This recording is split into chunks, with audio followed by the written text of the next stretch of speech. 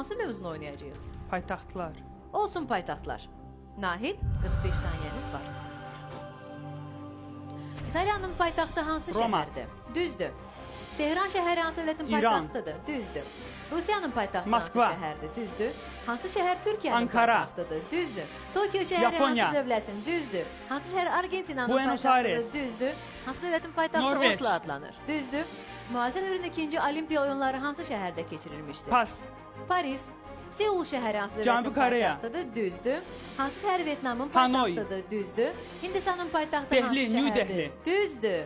Kanberra hansı dövlətin paytaxtıdır? Avustralya. Düzdür. Sloveniyanın paytaxtı hansı Ljubljana. şəhərdir? Düzdür. Tripoli hansı dövlətin Livya. paytaxtıdır? Düzdür. Boliviyanın paytaxtı hansı La Paz. şəhərdir? Düzdür. Yaounde hansı dövlətin Kamerun. paytaxtıdır? Düzdür.